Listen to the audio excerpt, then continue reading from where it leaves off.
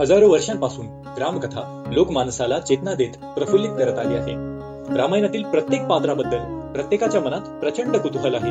आदर्श राजा, पुत्र, पती म्हणून श्रीराम सर्व जनतेचे प्रेरणास्थान आहेत. आता आपण जाणार आहोत अशा ठिकाणी जिथे श्रीरामांनी एका पुत्राने आपल्या पित्याचे करावे तसे जटायूचे अंत्यसंस्कार केले व ज्या तीर्थक्षेत्राच्या केवळ दर्शनाने मनातील सर्व इच्छा पूर्ण होतात असे सर्व तीर्थ टाकेद.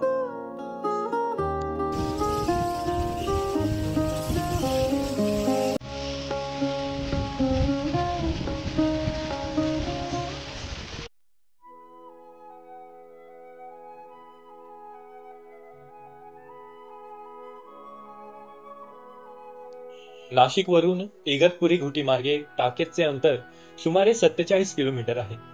प्रभुरामाच्या पदस्पर्शाने व जटायूच्या बलिदानाने हे टाकेद तीर्थ पावन झाले आहे. भारत देशातील सर्व तीर्थ येथे प्रकट झालेली आहे अशी मान्यता असल्यामुळे या तीर्थास सर्व तीर्थ टाकेद असे नाव पडले. टाकेद पासून पुढे 30-40 किलोमीटर अंतरावर रतनगड, भंडारदरा ही पर्यटन स्थळे देखील आहेत. टाकेद येथे महाराष्ट्रातील एकमेव जटायूचे मंदिर असून या तीर्थाला धार्मिक दृष्ट्या विशेष महत्त्व प्राप्त झालेले आहे.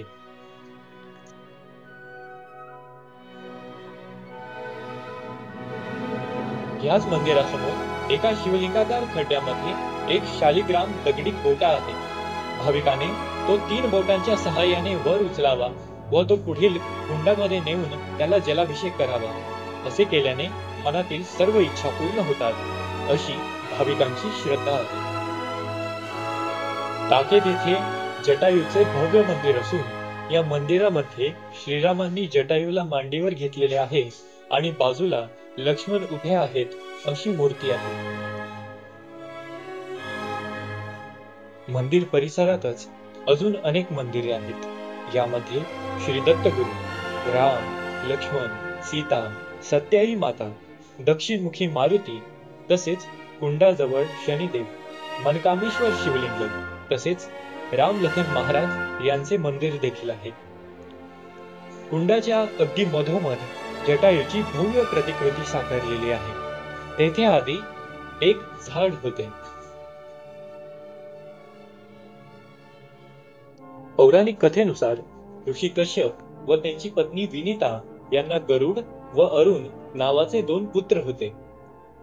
यापैकी गरुड श्री विष्णूंना शरण गेला तर अरुण सूर्यदेवाचा सारथी झाला. या अरुणला पुढे 2 मुले झाली. ही मुले म्हणजे जटायू आणि संपाती. प्रभू श्रीरामांचे वडील राजा दशरथ दंडकारण्यात शिकारीसाठी आले तेव्हा जटायूने त्यांना फार मोठ्या संकटातून वाचवून त्यांच्या प्राणांचे रक्षण केले व पुढे त्यांच्यात घनिष्ठ मैत्री निर्माण झाली. त्यानंतर बराच काळ लोटला. प्रभू श्रीराम वनवासात असताना रावणाने कपटाने सीता मातेचे हरण केले. तेव्हा वृद्ध असूनही अंगातील सर्व शक्ती एकवटून जटायूने दशानन रावणावर हल्ला केला. रावण आणि जटायूमध्ये भयंकर युद्ध झाले. अत्यंत क्रूरपणे जटायूच्या पंखांवर रावणाने प्रहार केला. पंख छाटल्यामुळे शक्तिहीन झालेला जटायू जमिनीवर कोसळला व तसाच रक्ताच्या थारोळ्यात श्रीरामाची वाट पाहू लागला. सीतेला शोधण्यासाठी सैरभैर झालेले प्रभू राम, लक्ष्मण जेव्हा जटायू जवळ येतात तेव्हा त्याची ही अवस्था पाहून मर्यादा पुरुषोत्तम श्रीरामांच्या डोळ्यातून अश्रू वाहू लागतात. श्रीरामांना जटायू सर्व हकीकत सांगतो व रावण सीता मातेस घेऊन दक्षिण दिशेला गेल्याचे सांगतो व हीच बातमी श्रीरामाला सांगण्यासाठी रोखून धरलेला प्राण सोडण्याआधी तो श्रीरामांना विनंती करतो, तुमच्या हाताने मला पाणी पाजा आणि मला मोक्ष द्या. श्रीरामांना अपार दुःख होते. जटायूची इच्छा पूर्ण करण्यासाठी तेथील एका झाडाच्या मुळाशी प्रभू श्रीराम बाण मारतात आणि भारतातील सर्व तीर्थांना आमंत्रित करतात. तेथे सर्व तीर्थ वाहू लागतात. हे सर्व तीर्थ तेथील एका कुंडामध्ये आहेत. फक्त प्रभू रामांच्या आवाहनानंतर उशिरा आलेला तीर्थांचा राजा प्रयागराज दुसऱ्या बाजूस वेगळ्या कुंडामध्ये आहे. या कुंडाचे पाणी कधीही संपत नाही. आजही तेथील स्थानिक लोक याच पाण्याचा वापर करतात.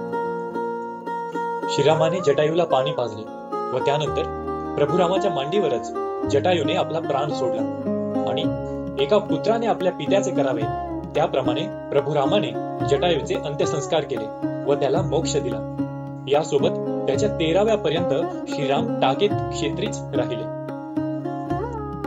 असे हे सर्व तीर्थ टाकेत हे प्राचीन धार्मिक दृष्ट्या विशेष महत्व असलेले ठिकाण आणि महाराष्ट्रातील जटायूचे एकमेव मंदिर असल्यामुळे एकदा अवश्य भेट द्या व आमच्या सोबत या तीर्थक्षेत्राची सफर करणाऱ्या आपल्या सर्वांच्या इच्छा पूर्ण होईल हीच प्रभुराम चरणी प्रार्थना.